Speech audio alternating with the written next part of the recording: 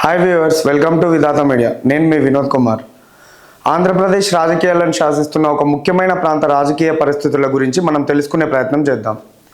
ఈ ప్రాంతం రాజకీయంగా అన్ని పార్టీలకు కేంద్ర బిందువు అని చెప్పవచ్చు.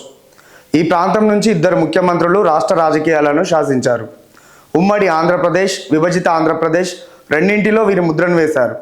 ఈ పార్టీకే మీకు అర్థమై ఉంటుంది అది ఏ ప్రాంతమో. అదేనండి ప్రస్తుత ముఖ్యమంత్రి వైఎస్ జగన్మోహన్ రెడ్డి గారి జిల్లా కడప నియోజకవర్గ రాజకీయ పరిస్థితుల గురించి మనం ఈ వీడియోలో తెలుసుకునే ప్రయత్నం చేద్దాం. పురుషులు 1,33,967, స్త్రీలు 1,40,257, ఇతరులు 88, మొత్తంగా 2,74,312 మంది ఓటర్లు ఉన్నారు. కడప అసెంబ్లీ సెగ్మెంట్ 1952లో ఏర్పడింది. ఎన్నికల్లో కాంగ్రెస్ పార్టీ 8 సార్లు విజయం సాధించగా 4 సార్లు టీడీపీ గెలిచింది. వైసీపీ 2 సార్లు, ఒకసారి స్వతంత్ర అభ్యర్థి గెలుపొందారు. మొత్తంగా ఇది కాంగ్రెస్ కంచుకోట అయినప్పటికీ టీడీపీ 4 సార్లు ఇక్కడ జెండా పాతింది.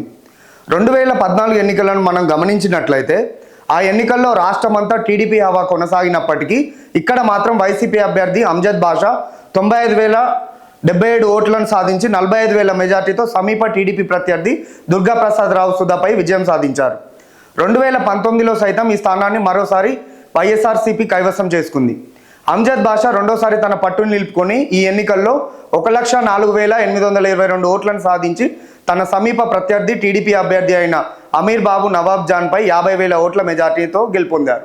ఈ 2 ఎన్నికలను మనం గమనిస్తే వైసీపీ ఎంత బలంగా ఉందో ఇక్కడ మనకు అర్థమవుతుంది. కానీ ఈసారి పరిస్థితులు వేగంగా మారిపోతున్నాయి. టీడీపీ అభ్యర్థి మాధవిరెడ్డి బలంగా నిలబడి గట్టి పోటీని వైసీపీకి ఇవ్వబోతుంది. అయితే ఇక్కడ రాజకీయ పరిస్థితులను మనం ఒకసారి గమనించినట్లయితే శాసనసభ ఎన్నికల్లో వైఎస్ఆర్సీపీ అభ్యర్థి అంజద్ బాషా గెలిచే అవకాశాలు ఉన్నప్పటికీ ఆయనపై ప్రజల్లో తీవ్ర వ్యతిరేకత ఉంది.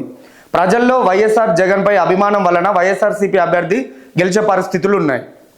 ఈ నియోజకవర్గంలో ముస్లిం ఓట్లు ఎక్కువగా ఉండటంతో వారు అభ్యర్థుల గెలుపును నిర్ణయించే స్థాయిలో రాజకీయాలను శాసిస్తున్నారు. ప్రస్తుత ఎమ్మెల్యే అంజద్ బాషా ముస్లిం అవ్వడంతో పాటు డిప్యూటీ సీఎంగా ఉండటం వైసీపీకి కలిసి వచ్చే సానుకూల అంశం. ఈ 5 ఏళ్లలో ఇక్కడ ఎమ్మెల్యే అంజద్ బాషా ఆస్తులు కూడబెట్టుకోవడం తప్ప ప్రజలకు చేసిందేమీ లేదనే అపవాదు ఉంది. దీంతో ఈ ఎన్నికల్లో టఫ్ ఫైట్ నడుస్తుందనడంలో ఎలాంటి సందేహం లేదు. అంజద్ బాషా తన ప్రజలకు చేసిన దానికన్నా జగన్ను చూసి ఓట్లు పడతాయనే ఆలోచనలో ఉన్నట్లు పలువురు రాజకీయ విశ్లేషకులు భావిస్తున్నారు.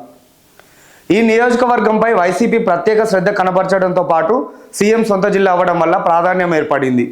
ఒక్కసారి టీడీపీ పరిస్థితిని చూద్దాం. గత 2 దశాబ్దాలుగా వెనుకబడ్డ టీడీపీ ఈసారి పుంజుకుంది. ఎలాగైనా ఇక్కడ పాగా వేయాలని బలమైన వ్యూహాలను రచిస్తుంది. ఇప్పటికే టీడీపీ పోలిట్ బ్యూరో సభ్యులు రెడ్డప్ప గారి శ్రీనివాసరెడ్డి గారి సతీమణి రెడ్డప్ప గారి మాధవి ఎమ్మెల్యే అభ్యర్థిగా బరిలోకి దిగుతుంది. గత కొంతకాలంగా వైసీపీ ఎమ్మెల్యే అంజద్ బాషా చేస్తున్న అరాచకాలు, అవినీతిని ధైర్యంగా బయటపెడుతుంది. నిరంతరం ప్రజల మధ్య ఉంటూ ప్రజల సమస్యలపై పోరాడుతుంది. మహిళా అభ్యర్థి కావడం కూడా రెడ్డప్ప గారి మాధవికి కలిసి వచ్చే అంశం.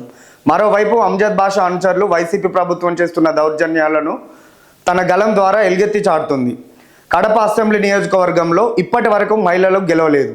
ఈసారి గెలిచి చరిత్రను తిరగరాయాలని మాధవి గారు బలమైన సంకల్పంతో ఉన్నారు. ఇక్కడ ఎన్నికల పోరు హోరాహోరీగా సాగే అవకాశం ఉంది. ప్రధానంగా టీడీపీ, వైఎస్ఆర్సీపీ మధ్యన బలమైన పోటీ ఉండే అవకాశాలు ఉన్నాయి. టీడీపీ క్యాడర్ బలంగా పనిచేస్తే మాధవిరెడ్డి గెలుపు అంత కష్టమేమి కాదన్న అభిప్రాయాలను విశ్లేషకులు వ్యక్తం చేస్తున్నారు. అయితే టీడీపీ, జనసేన, బీజేపీ పొత్తులో ఉన్న సందర్భంగా ఈ ప్రాంతంలోని మైనార్టీలు ఎవరి వైపు నిలుస్తారో వేచి చూడాలి.